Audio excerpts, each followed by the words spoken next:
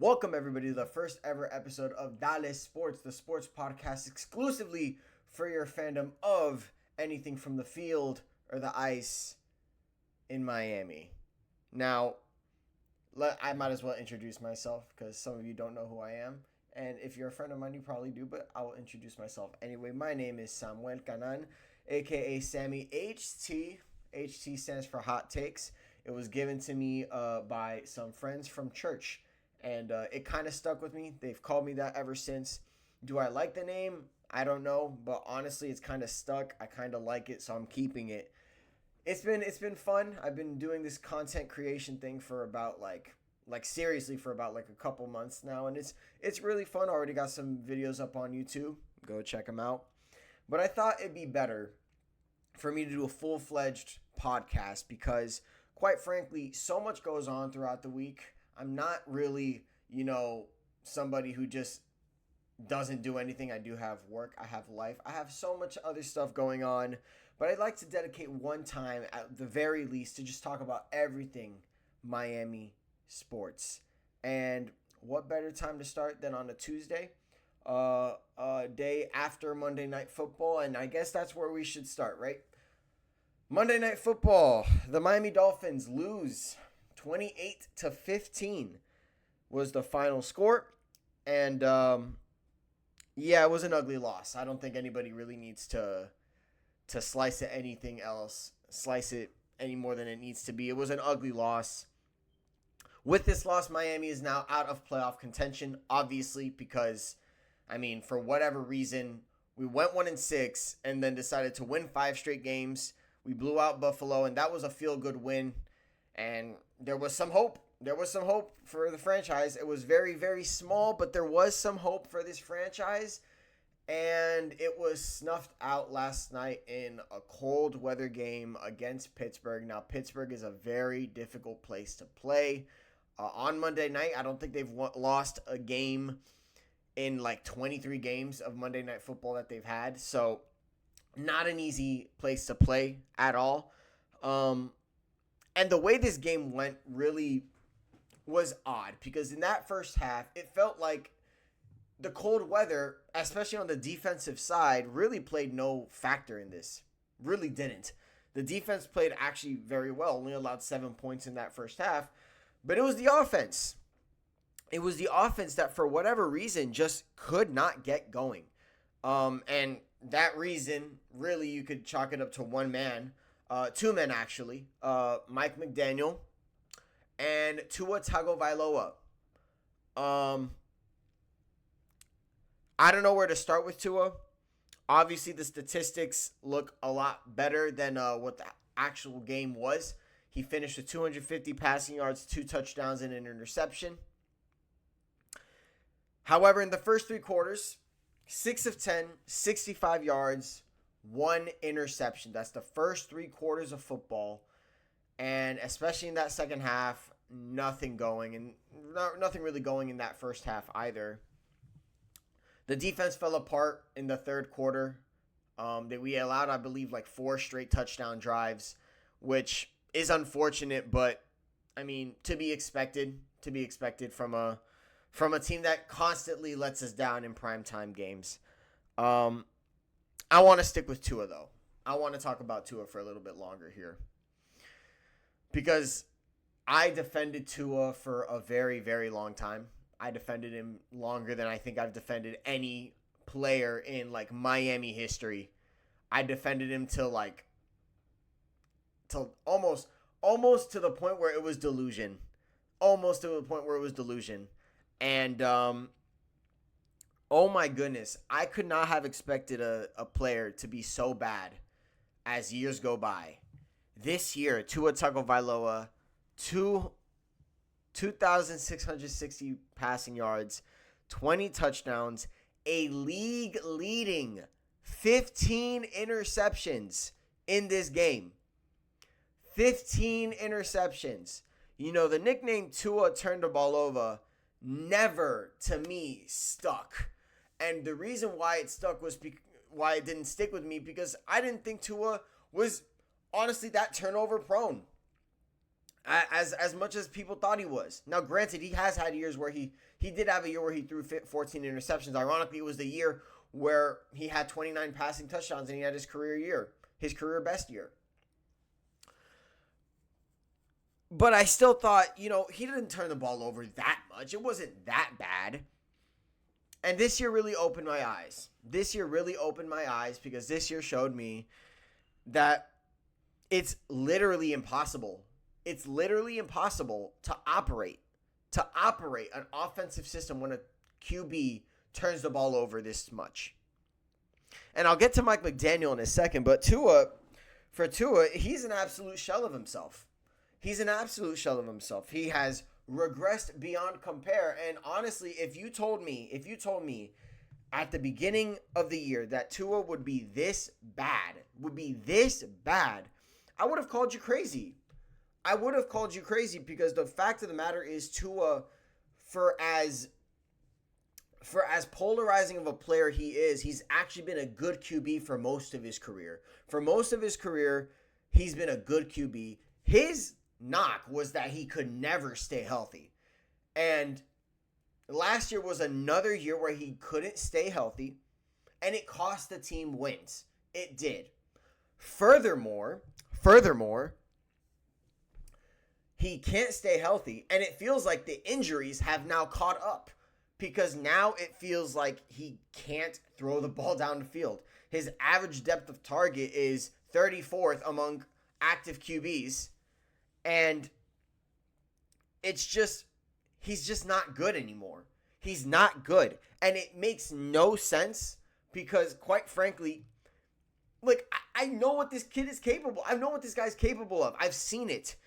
I've seen his accuracy. I've seen his deep ball. I've seen it.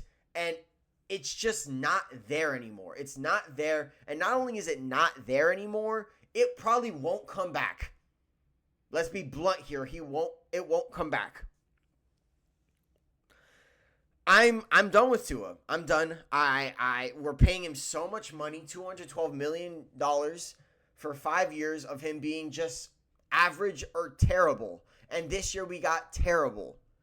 And it's come to a point where, we need to get rid of him. We need to find a way to get rid of him.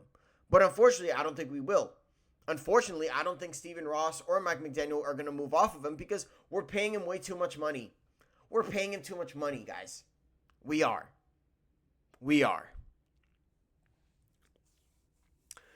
As of this moment, I will happily take 25 QBs. 25 QBs I'll rather take over Tua Tagovailoa. 25 of them. And a lot of people and I know a lot of people will think, well, that's crazy. 25 QBs over Tua. It's not about if Tua is better than these QBs.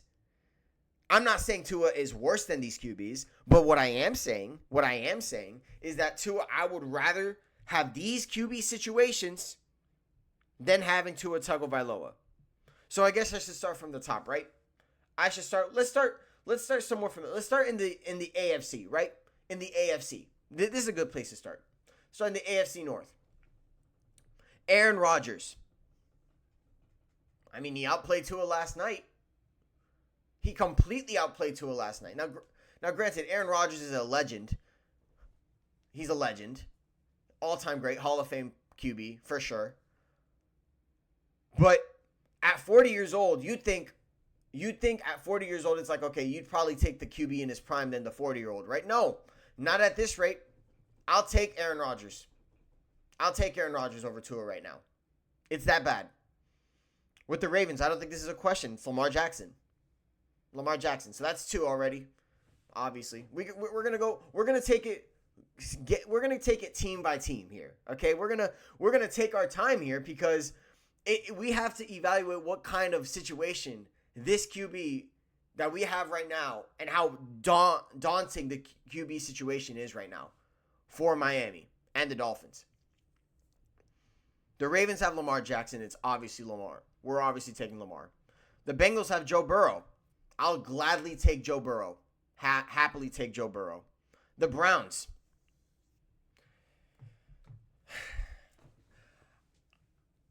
This is what we're doing right now. I don't know if I want to have a situation where I want Shedeur Sanders as my QB or Tua Tagovailoa. I like Shedeur Sanders. I really do like Shedeur Sanders. He hasn't played good. He hasn't played too well. He had a great game last week against the Titans. He hasn't played too well, though. But Shedeur Sanders, would I take him over Tua? Honestly, remains to be seen. I'm going to go with no. I'm going to go with no because, there's still too many questions regarding Shedeur, regarding the QB situation in the Browns. So, I already have 3 from the AFC North. The Jaguars, Trevor Lawrence. I'll take Trevor Lawrence over Tua right now. Texans, CJ Stroud. Happily take Texans, CJ Stroud over Tua Tagovailoa right now. The Colts. I'll take Daniel Jones. Yep, I'll take Daniel Jones. Now, granted, he just tore his Achilles. So I don't know if he'll ever be back to the same player. Poor guy was having a really good year for the Colts. I guess only because Daniel Jones just tore his Achilles. I'll say I don't want to be in the situation that the Colts are in right now. So I'd say we have 5 situations right now. 5 QBs I'd take over Tua.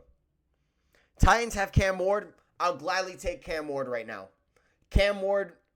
I'll gladly take Cam Ward right now. Gladly take Cam Ward right now. Gladly. Out in the East, Drake May, easily. Josh Allen, easily. The Jets, no, because the Jets don't have a QB. Right? So I have 8 right now. In the West, Bo Nix, happily take Bo Nix. Justin Herbert, happily take Justin Herbert. And then the Chiefs have Patrick Mahomes, an all-time great QB, so obviously. So I'm at 11 right now. I'm not taking the Raiders QB. I'm not taking Geno Smith. So from the AFC alone, I have 1, 2, 3, 4, 5, 6, 7, 8, 9, 10, 11 QBs in the AFC I'd rather have right now over Tua Tagovailoa. Let's go to the NFC. In the NFC North, we have the Bears, Caleb Williams, easily. Packers, Jordan Love, easily. Lions, Jared Goff, easily. The Vikings. I'll take J.J. McCarthy. Yeah, it's that bad right now. J.J. McCarthy, at the very least, has youth on his side. And they can mold him to whatever QB. And maybe down the line, this may seem like a bad take, but I'll take J.J. McCarthy. He's young. He has room to grow. Tua's in his prime. This is who he is. So I'm at 15 QBs right now. Buccaneers have Baker Mayfield. Happily take Baker Mayfield. Panthers have Bryce Young. I'll take Bryce Young. Hands down. And I know Bryce Young hasn't looked the best. He's inconsistent. But guess what? He has youth on his side. And he hasn't been hurt as much. He's not hurt. And he's mobile. And he can move. He can create with his legs. And his arm isn't a noodle. He can throw the ball down the field. I'll take Bryce Young. I'll happily take Bryce Young. Michael Penix of the Falcons. He's been hurt a lot. So I'm not gonna say I'd rather have him. He's been hurt a lot in his career. So no to Michael Penix. I know that's crazy saying no to Michael Penix and then yes to JJ McCarthy. JJ McCarthy doesn't have an injury history like Michael Penix does. So I'll take JJ McCarthy over Michael Penix in my situation as a Dolphin fan. The Saints, no, because the Saints don't have a real QB right now. Tyler Shuck has been very impressive, though. Very impressive-ish Tyler Shuck. The Eagles have Jalen Hurts. Happily take Jalen Hurts. Cowboys, Dak Prescott. Happily take Dak Prescott. Commanders, Jaden Daniels. Happily take Jaden Daniels. Giants, Jackson Dart. Happily take Jackson Dart. Happily. I will take Jackson Dart. I know he takes a lot of hits. But guess what? It's his first year. He'll learn. I hope he learns more than Tua does, because Tua never learned. So yes, I'll take Jackson Dart. And then in the West, finally, we have Matthew Stafford, a 37-year-old Matthew Stafford. Happily take him. Happily take the Seattle Seahawks, Sam Darnold. Happily. I'll take Brock Purdy. Definitely take Brock Purdy. Bro. Definitely. So in review, in the AFC alone, I'm taking Bo Nix. I'm taking Drake May. I'm taking Trevor Lawrence. I'm taking Aaron Rodgers. I'm taking Justin Herbert. I'm taking Josh Allen. I'm taking CJ Stroud. I'm taking Lamar Jackson. I'm counting right now for you guys. I'm taking Patrick Mahomes. I'm taking Joe Burrow. I'm taking Cam Ward. And that's 11. I'll take Matthew Stafford, Caleb Williams. I'll take Jalen Hurts. I'll take Baker Mayfield. I'll take Sam Darnold. I'll take Brock Purdy. I'll take Jordan Love. I'll take Jared Goff. I'll take Bryce Young. I'll take Dakota Prescott. I'm at 21 QBs right now. I'll take the Vikings, J.J. McCarthy. I'll take Jaden Daniels. And I'll take the Giants. So it's not 25, it's 23. But honestly, I'll take Kyler Murray over Tua right now, too. That's 24. It's that kind of a situation right now. It's that kind of situation right now for the Miami Dolphins at the QB spot. It's daunting. It's a terrible look right now. And everybody's going to be like, whoa, you're being too harsh to Tua, you know. I'm not. I gave the guy time. I gave him time. I gave him too much time. I gave him more time than I've given anybody. I believed in this kid. He's not the answer, man. He's in his prime. He's not looking good. He's not mobile. He's not good, man. He's not good. I hate to say it. He's not good. He's just not good. He's not. I wish things were different, but they aren't. That leads me to Mike McDaniel. Mike McDaniel embarrassed himself last night. He did. Look, it's already bad enough that the offense wasn't looking good, right? And that could partially be because of Tua Tagovailoa. But you gave Devon Achane, somebody who's been hands down our best player on the offensive side of the ball, aside from maybe Aaron Brewer, who's been an amazing center for us this year. Devon Achane has been our best offensive player. You gave him 12 carries. That's not going to cut it. That's not going to cut it at all. And what makes it worse is that when you're on national TV, and Troy Aikman, who's great at his job, by the way, shout out to him. He said it best on the broadcast. He doesn't understand the logic. Behind taking your time all fourth quarter, having no sense of urgency. And then finally, the last 2 minutes of the game, you start using your timeouts. What happened to the urgency before? Why weren't you hurrying up then? The offense looked good in the fourth quarter. Congratulations. That could have been great in the first 3 quarters of the game. What happened?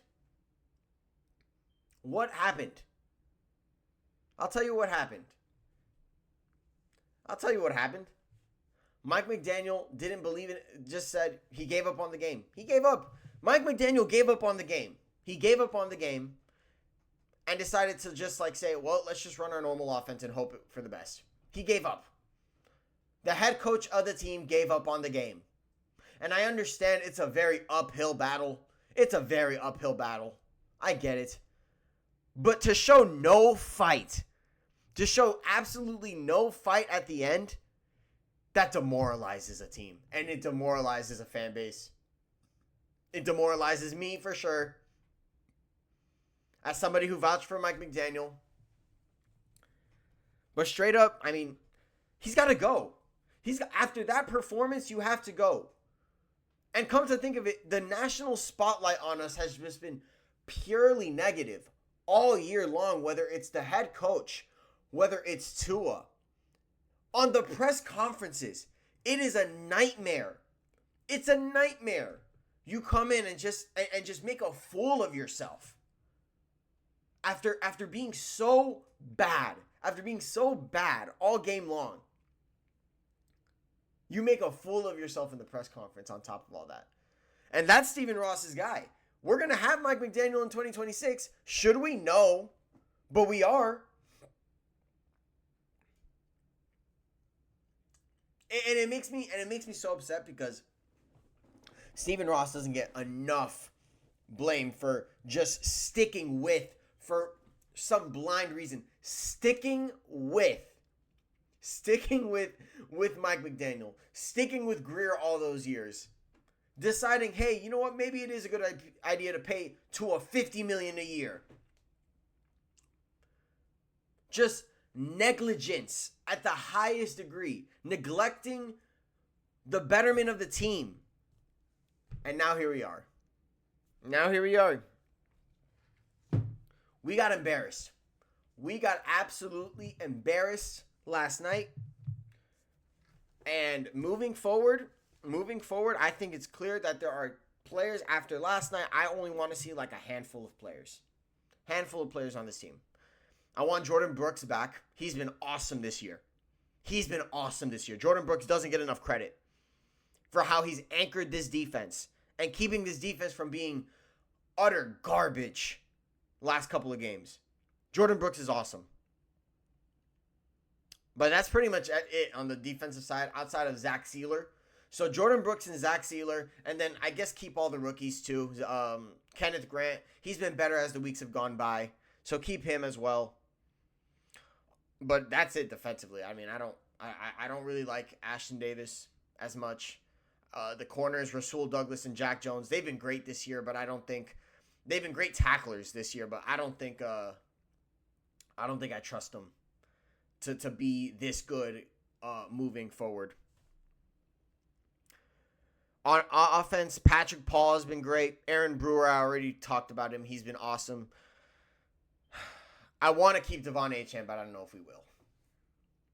Devon Achane is honestly he's been the one thing on this Miami Dolphins team that's made it like want me to watch Dolphin football this year. He's been the constant. He's been a top 5 back, even a top 3 back in football. But I don't know if we can keep him. I want to extend him so bad, but I don't know if we will. And then maybe Jalen Waddle. I don't know. Jalen Waddle is dealing with terrible QB play, questionable play calling. Jalen Waddle is far removed from having those 1,400-yard seasons. That 1,400-yard season. I don't know what's going on. I can't help but think to myself, it's got to be a situation with QB. So if we're going to trade anybody, I think trading Jalen Waddle would be our next move. I want to keep him, but I don't know. Maybe it'd be a smarter thing long-term to keep Waddle and trade Achane because Achane is worth more at this point, and Waddle is a receiver and his lifespan is going to like grow more, but I don't know. All I know is no one else should be safe. Outside of the names I just mentioned, no one else should be safe. Yeah, that was embarrassing. That was embarrassing from Miami Dolphins. Speaking of embarrassing, the Miami Heat have lost 5 straight games. 5 straight games we have lost. Last night's loss against the Toronto Raptors, 106-96. Like I said, it extends the losing streak to 5 games. Miami's currently sitting at this point 9th in the Eastern Conference with a 14-12 record. Back in the play-in, where we have sat cozily for, I believe, 3 straight seasons now. 3 straight seasons.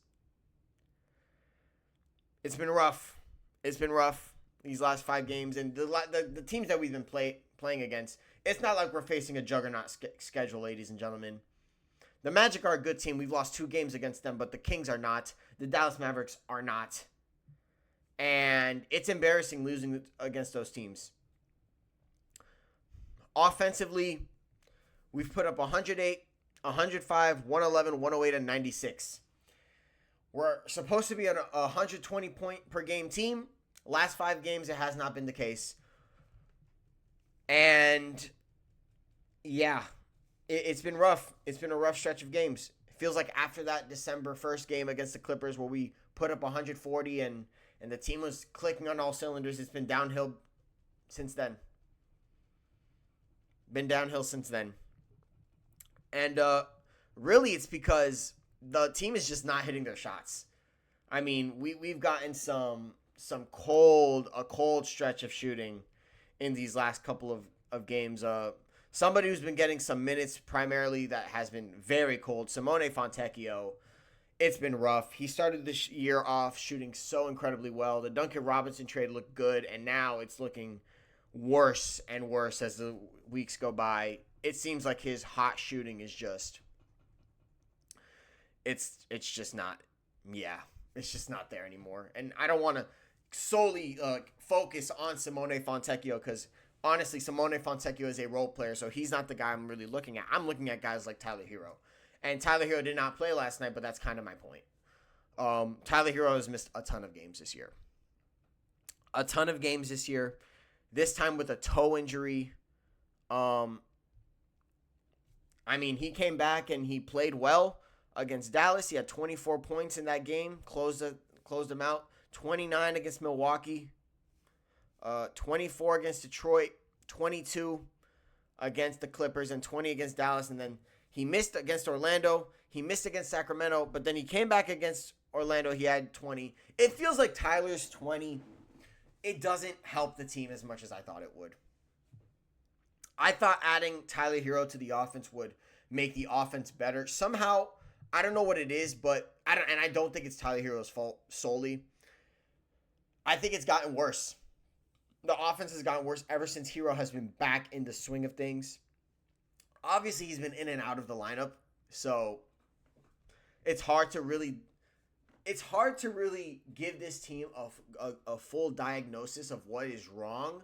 Well, we can because the offense isn't good right now. It's not a good offense right now. Right now, it's not a good offense. I mean, we're 15th in offensive rating, and we have the best pace in the league. Playing fast doesn't mean you are a good offense. It doesn't make you a good offense, okay? And even though this offense is way better than last year, hands down better than last year, like scoring 96 points would have been regular for the Miami Heat last year. It was bad. It was a bad offense. So I'm glad we're playing better. We're playing faster. But the offense now, we're just simply not hitting our shots. But really, what do we expect from this team? And I don't want to think big picture. It's December, and this team could turn it around. But right now, we're 14-12. Okay, 9th seed in the Eastern Conference. What exactly is the ceiling of this team, right? What exactly is the ceiling of this team? Again, this is very premature talk because we're in December, right? The second full month of basketball. We're halfway through December. So really not a time to be like panicking too much. But I will say that like even during the winning streak, right? Even during the winning streak. During this winning streak. Was there any hope that like this team could go all the way and win a championship? That is the goal for the Miami Heat, to win a championship. We've been to the finals with 2 times this decade, okay? We know what it's like to play in these big games in the finals, but winning it is different. Winning it is completely different. We want to win it at this point. We've already gotten a taste of the finals. We want to go all the way and win the championship. What's it going to take? And I don't think this team has it. I don't think this team has it. Shout out to Bam Adebayo. Offensively, he has limitations. It's clear he has limitations. And even though a lot of people within that organization call him no ceiling, even when his offensive game grows, like getting a 3-point shot, right?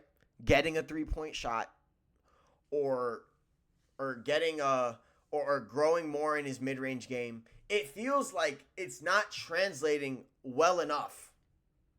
And I get it. He's the defensive anchor of the team. So I'm not going to knock Bam for offensively him being a little bit weaker. Because that's not Bam's strength. Bam's strength has always been the defensive side of the ball and anchoring that. And he's anchoring a top 5 defense. He's doing his job. But offensively, can we rely on Tyler Hero? Can we rely on Norman Powell? Can we? Tyler Hero, it's all about health. But even Norman Powell, like he's been in and out of the lineup too. Can we rely on these guys down the road? to beat a team like Detroit, who has a Cade Cunningham, beat a team like New York, who has a Jalen Brunson? Are we good enough to beat a team like the Orlando Magic, who we haven't beat this year? Who have guys like Franz Wagner and Paolo Banchero to go to. And now Desmond Bane, apparently. He cooked us in that game a couple nights ago. So really, the question is, do we have that guy? And the answer should be yes, because we have Norman Powell and Tyler Hero. But the thing is, even though the answer is yes, it's also no. Because in spite of the fact that these two are scoring machines, it seems like the offense cannot flow correctly. Still, like we can talk about playing fast all we want, okay? We can play fast all we want. But you could also run on a treadmill, right? You could be on the treadmill, you could be running really fast. It doesn't mean you're going anywhere. You're still in place. And this offense is faster, but we're still middle of the pack. Now, it's better than last year. I'll say it before and I'll say it again. It's a better offense than last year. It is. But but what we need right now is not just better. We're trying to compete for something greater. That's a championship. Are we not? We are. Okay, then. So that should lead to this next thing pretty easily. The Miami Heat need Giannis Antetokounmpo. We need Giannis. And I'll go as far as to say we need Giannis more than any team in the league needs Giannis. More than New York. More than San Antonio. More than OKC for sure. All these teams that want Giannis don't need Giannis. The Knicks have a team that could go to the NBA Finals. They have a roster that can go to the NBA Finals. They do. They do. The Pistons even have a roster that can go to the NBA Finals. They can. So, do we have a roster that can go to the NBA Finals? Better yet, do we have a roster that can win the NBA Finals? The answer is obviously no. The answer is no. It's no. And that's an unfortunate answer.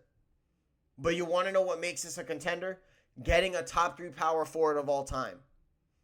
Getting a player who has been averaging 30 the last 6 seasons. On incredible efficiency. An underrated passer. An all-world defender. I'm talking about an all-time great player. We have a chance to get him. What are we waiting for? And I see Heat fans saying, oh, but Khalil Ware, look at Khalil. Oh, look at Jaime Jaquez. Look how good he's playing. Oh, give Jovic time. Give Hero time. Do we want to win? Do we want to win? If we want to win, Giannis is the guy to lead us to the winning way.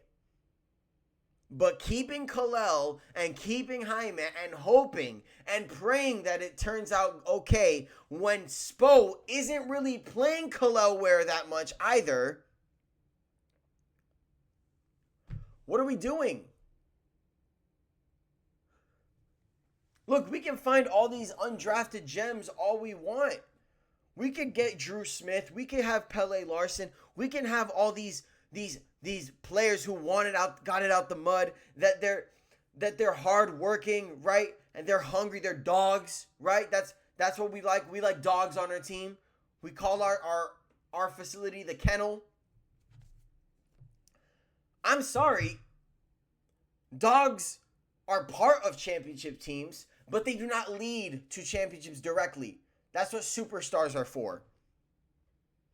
That is what superstars are for. We don't have a player on this roster that can take us over the top, that can make us a serious contender. It was Jimmy until he quit on us. It was Jimmy. Jimmy could take us over the top. He did it. Time and time again, he did it. And I don't want to talk too much about Jimmy because Jimmy's a thing of the past. And right now, things aren't really going well for him in Golden State. But when Jimmy was here, he was the guy for us to take us over the top. Shout out to him, man. I know a lot of people hate him, but shout out to him. Then we have this situation. It's an interesting situation because I can't fathom, right? I want to talk about Kel'el Ware more because Kel'el Ware had a stretch of games this year where he looked like a damn good center. Damn good. And we saw what he could be. And then all of a sudden the minutes started to dwindle. All of a sudden the playing time started to go down and down. What happened? I'm questioning what happened. Am I missing something? Did we just not see him play that well? Am I crazy? Am I losing my mind? Did we not see him average like 20 and 16 for like 5 games straight? What am I missing here? When Bam was out, the team was fine. Why? Because we have Ware. The team could have gone on a 5-game losing streak with Bam out. We could have. It could have gotten ugly. But Ware kept it together. He's our best rebounder. And Bam Adebayo, I'm sick and tired of people like trying to tell me that Bam Adebayo, yes, he's our defensive anchor, but he's not our best rebounder. He's not. It's Kel'el Ware. Kel'el Ware's our best rebounder. And for some reason, Spo doesn't want to play him. A team that has struggled rebounding the ball. Our best rebounders not playing. 12-minute games I've seen him play. Why? What's going on? What did Ware do? I don't get it. But if you're not going to play Ware, fine. Trade him. Trade him for Giannis. Make the trade for Giannis. Because what are we doing here? Straight up. Not playing Ware minutes. Not playing Ware with Bam. A lineup that's worked, by the way. It makes me so upset. But what can you do? Look, next game is against the Brooklyn Nets. The Miami have a chance to bounce back against a really bad Brooklyn Net team this Thursday. Ball's on their court. I mean, if we can't beat the 7-18 Brooklyn Nets, who are going to be without Cam Thomas, by the way, if we can't beat them, if this losing streak extends to that, I mean, I'm not saying fire Spo at all. I don't want to say that because the roster's not good enough to win anything right now. But man, I'm gonna start. Things are not. It's not gonna be pretty. Is all I'll say. It's not gonna be satisfying.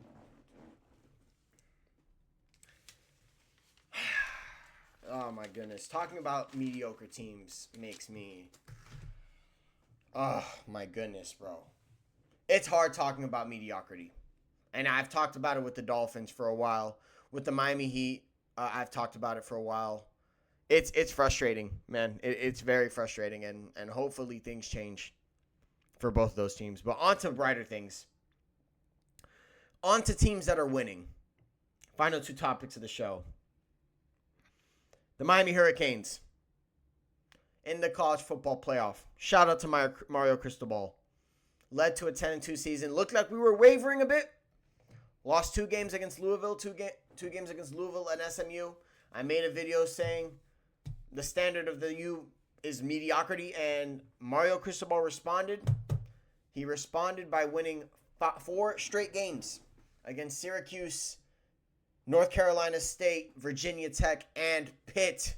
Pitt being ranked at the time. What an incredible final stretch of games for the Canes. Really helped our case to get in the college football playoff, and we did over Notre Dame because head-to-head does indeed matter, and it always should matter. But nonetheless, we are in the college football playoff, and the Hurricanes are going to be taking on number 7 Texas A&M, who is 11-1 on the season. Now, A&M, last time they were on a football field, had a bad taste in their mouth because of the fact that they lost to their rival, Texas. Definitely not exactly what they had in mind to end the season by any means. But it happened. It happened, and here we are. Texas A&M, why they're ranked number 7. They don't really have any impressive wins on their resume outside of Notre Dame. But when you play in the SEC, you get a bit of favor. You know what I mean? You get a bit of favor. A little bit of favor. And also, they dominated a lot of teams this year. Well, really, they didn't. They dominated some SEC teams this year that were ranked. Number 20, LSU. Number 22, Missouri. Both those wins being on the road definitely helped their case to being number 7. They had a tune-up game against Samford, and then they lost to Texas. 16th ranked Texas, 27-17. And now we are here. Texas A&M is being led by their QB, Marcel Reed. He's thrown for 25 touchdowns, 10 interceptions, close to 3,000 passing yards, 61% completion percentage. So not great completion percentage, but really where he is dangerous is with his legs. He's got 6 rushing touchdowns this year, 466 rushing yards. This team can run the ball, and Marcel Reed is a big part of that. Him along with Reuben Owens, this is one of the better running games in the entire in the entire country. Their defense, before I get to their defense, I got to mention their wide receiving core, Mario Craver and Casey Concepcion. Those two have been phenomenal this year, both over 50 catches, 800 yards for both of them. Concepcion with 9 touchdowns, Mario Craver with 4, and then they have another wide receiver, Ashton Bethel-Roman, who doesn't get a lot of targets, doesn't get a lot of receptions. He only has 20, but he's 23 yards per reception, and he has 5 touchdowns. So he's definitely a wide receiving core. This is definitely going to be a test for this Miami Hurricanes secondary. But I will say this secondary has been awesome. This Miami Hurricanes secondary has been great. I gotta say, credit to Mario Cristobal and this staff. It's no secret. It's no secret that the defense last year was garbage. One of the worst in football. But this year, this defense is so much better. It is such a better defense, and I could not be prouder of the Miami Hurricanes for turning the defense around more than anything, because last year the reason we didn't make the playoff was because that defense was bad. It was a bad defense. But hey, it was bad yet last year. It's better this year. Way better this year. One of the better run defenses in the league. So Miami's strength run defense is going to up against a really good rushing offense. So I think that's really the key of the game. Containing their run game and making Marcel Reed a passer. Now, Marcel Reed, it's not like he can't pass at all, but I will say I'd much rather lose the game him throwing than losing with them running. I'd rather not lose the game at all, but you guys understand what I'm saying.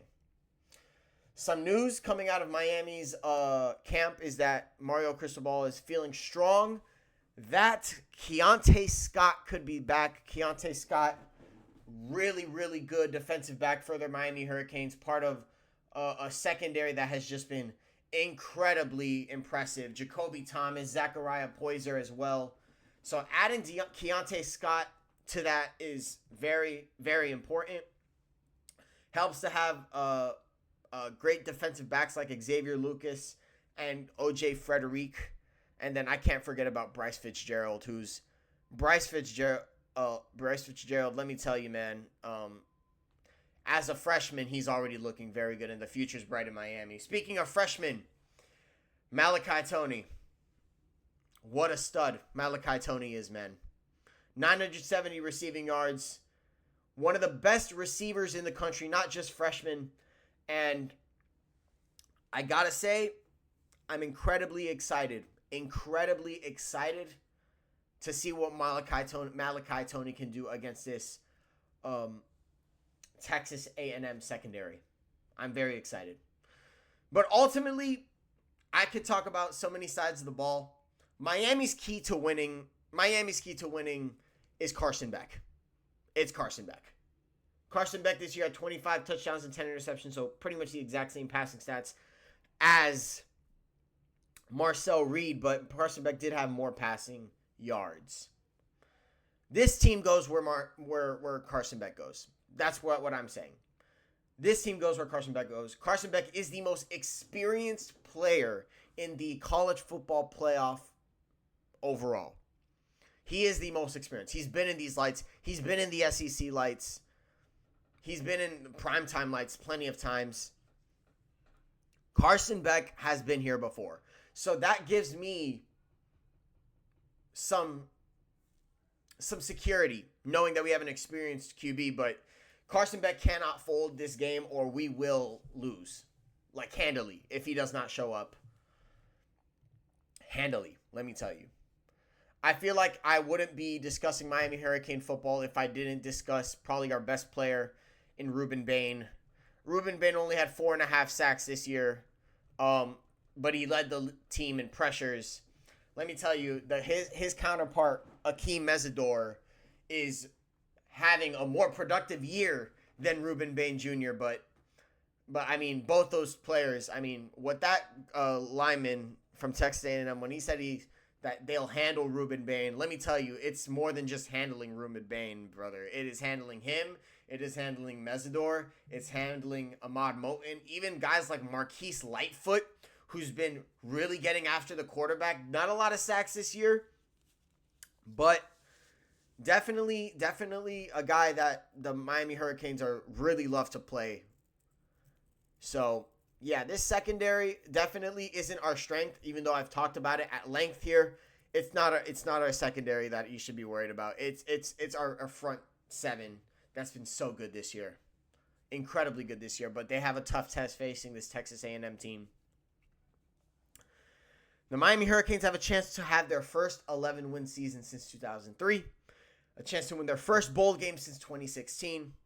Shout out to Mario Cristobal turning this team around completely. I can't stress enough where this team was for a long time. A long time. The Miami Hurricanes really just were not good. A mediocre football team, an average football team. It was rough. It was rough being a fan. But nevertheless, times have changed. Times have changed completely. Times have changed a lot, and we're in back-to-back 10-win seasons for the first time since the early 2000s. Mario Cristobal does not get enough credit. He doesn't get enough credit for being the guy to turn this season around, even though it looked really, really bad for a second with that loss to SMU in overtime. Mario Cristobal is the best thing to happen to the Hurricanes in a very, very long time. He is. And I know a lot of people don't like his game day coaching. And believe me, I have my gripes on the game day coaching for sure. But the fact of the matter is, the winning that Mario Cristobal has brought to the Hurricanes is more than what we've seen in the last, almost 2 decades. And that can't be understated. And that's something that we cannot take for granted. Mario Cristobal deserves his flowers. Mario Cristobal deserves all the credit in the world for turning this team back into a powerhouse and getting back to national championship contention. It wasn't the case in years past. It's the case now. And even though I have that video out, I'll say it again, that video aged poorly. It aged poorly, but Mario Cristobal has been incredible. He's been incredible for us, and I'm glad, very, very glad, that the Miami Hurricanes are back officially, back in national championship contention. It's good to see. It's great to see, and I really, really hope that it remains for the future. And with the way recruiting has gone for the Miami Hurricanes, I believe it will. I believe it will. Last topic of the show. The Florida Panthers, man. I'm not the biggest hockey connoisseur by any means, but I do know what winning looks like. And the Panthers, they just have a winning mentality. This team is without Alexander Barkov. This team is without Matthew Tkachuk. This team is without some of the best players in the entire NHL. And yet right now, the Miami Hurricanes, still locked in on the Hurricanes. The Florida Panthers right now are 17-13-2. Have won 5 out of their last 6 games, including against Tampa Bay last night, where we won 5-2. We beat the New York Islanders a couple nights ago. We beat Dallas. We shut them out, actually, 4-0. This team is still physical. This team is still really, really, really good. And in spite of the fact that we are 5th in the Atlantic and outside the playoff picture, it feels like the team, once they get healthier, will slowly, gradually get back into that level of play. Shout out to Anton Lundell. Shout out to Sam Reinhart. And especially shout out to Brad Marchand. 35 points leads the team. 19 goals, is 5th in the NHL. 37 years old, doing what he's doing is incredible. And the fact that he's probably been our best player in this year, I mean, incredible stuff. We signed him to that extension. There's a lot of questions about that extension, saying, well, you're paying a guy that's going to be making a lot of money into his 40s. Are you sure about that? This year, at least this year, his contract has been well worth it. And, yeah, I mean, like I said, it's not just Tkachuk and Barkov that are out. Glue guys like Jonah Gadjevich have been out. Guys like Dmitry Kulikov, who was also pretty big in the playoff, had some big goals in that playoff run. I mean, guys are missing that we really, really, really need to go on a deep playoff run. If we want to win, we need these guys back. But the fact that we're winning in spite of those guys being out is insanely impressive. Impressive to the point where Paul Maurice, if we finish as a top 5 seed in the NHL, he should win Coach of the Year.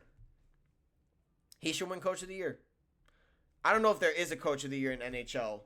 I don't know what the cup is called. I'm going to look it up right now, though, so I can get my ball knowledge up a little bit. I don't like not knowing about things. The Coach of the Year award is called the Jack Adams Award. Okay, so it's called a Jack Adams. So kind of like in like college football where they have like names of players that goes into the award. So Jack Adams Award. The Jack Adams Award. That's what he should win, the Jack Adams Award. Oh, good Lord, I'm a casual when it comes to hockey. It's all good. It's all good. The Florida Panthers have been the standard of success in the Miami metropolitan area in terms of sports. So they deserve to be given the love, and they deserve to be talked about within the grand scheme of Miami sports. And I'm not going to go a segment without mentioning the Florida Panthers, especially when they're winning. They're a damn good team. A damn good team, man. Wow. That pretty much covers it. Everything going on with Miami sports this week. Fantastic first episode. I'd say my voice is killing me. I gotta say, I have not talked this long without a water break ever. Episode's going on about 55 minutes of recording. Sheesh. Woo. Throat is burning. Pause. Yeah. So if you like this episode of Dallas Sports, please like, please comment, please subscribe, and hype the video if you're watching on your mobile phones. I know that's a new thing. Hype the video if you can. Yeah, it's been a rough year for Miami sports in terms of like their mainstream, like in terms of like mainstream sports that the Miami media covers, like the Dolphins and the Miami Heat. But the Hurricanes are looking good. The Hurricanes are looking good, and the Panthers are still at their winning ways. So it's definitely some bright spots. Definitely some bright spots in the Miami sports scene. So don't get too discouraged. We're still have some stuff to lean on, and hopefully the Miami Heat can turn things around as the season goes on. With the Dolphins, you're just gonna have to pray. Let's be honest. So yeah, thank you guys so much for watching. Please like, comment, and subscribe. Again, if you haven't already, some new videos that you might have not seen are popping up on the screen. And I will see you guys next time. It's been Sammy. Vale.